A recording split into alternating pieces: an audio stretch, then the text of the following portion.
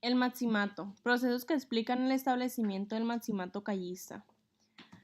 La fuerza del PNR permite que Calles centralizar la política nacional, situación que aprovecha para seleccionar a los candidatos más idóneos a sus propósitos y poderlos manejar. El apoyo del ejército, ahora depurado tras la rebelión escobarista, que dio a Calles la oportunidad de deshacerse de aquellos militares. El apoyo del ejército, ahora depurado tras la rebelión escobarista, que dio a Calles la oportunidad de deshacerse de aquellos militares colocados en puestos claves de quienes dudaba de su lealtad.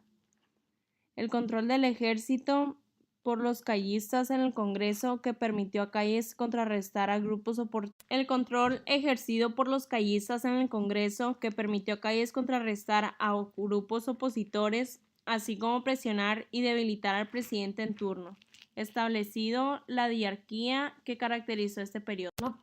Origen del maximato. El maximato consistió en el mandato de Plutarco Elías Calles, quien era conocido como el jefe máximo porque a pesar de que él ya no era el presidente, seguía teniendo el poder sobre el país. Esto lo podía lograr porque estaba tras el mandato de los presidentes Emilio Portes Gil, como también de Pascual Orozco Rubio y Abelardo Rodríguez. Este lapso de tiempo entre 1928 y 1939 se le llamó maximato por el jefe máximo. Los años del maximato. El poder del jefe máximo de la revolución de 1928 a 1934, esos fueron años turbios y desconcertantes porque la revolución pareció entrar en crisis que afectó de una forma u otra a los más diversos grupos. México enfrentó a dos problemas fundamentales. Una, la crisis económica desde 1927. Dos, la agitación política que se agudizó a partir de la muerte de Obregón y favorece la creación de un partido político, el PNR. En este periodo se acuerdan los gobiernos de Emilio Portes Gil, Pascual Rubio, Abelardo Rodríguez. Las consecuencias que tuvo el maximato fueron positivas y negativas. Las positivas establecieron la moneda y el Banco de México, se creó la educación para que fuera pública y para todos, y por último se fundó el partido político antecesor de PRI, el Partido Nacional Revolucionario. Y las negativas, por primera parte, fueron la Guerra Cristera.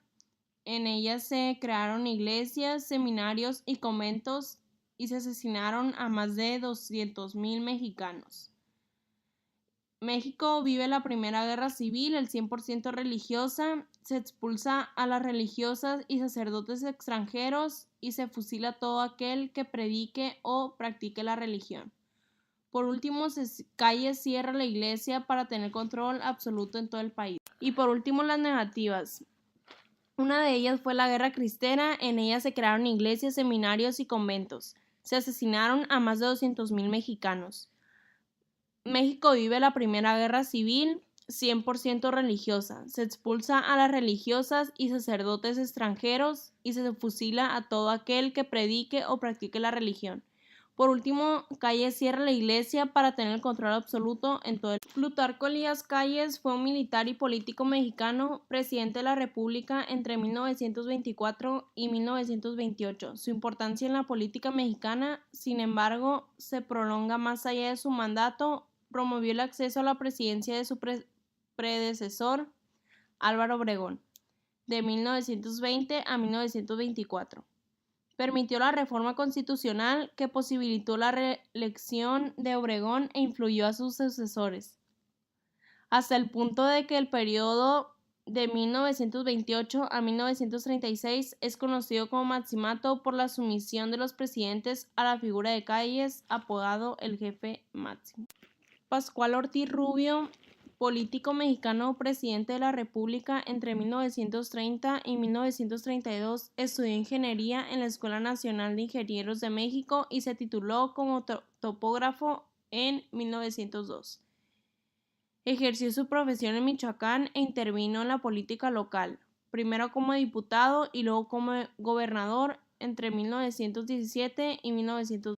José Vasconcelos, político, pensador y escritor mexicano. Fue el fundador del Ministerio de Educación en su país, desde el cual desarrolló una fecunda y extraordinaria labor.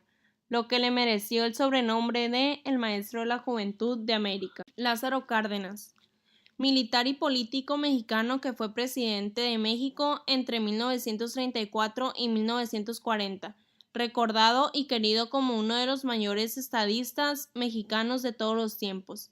Cárdenas hizo más que cualquier otro presidente para consolidar la Revolución Mexicana y llevar a la práctica sus ideales de justicia e igualdad.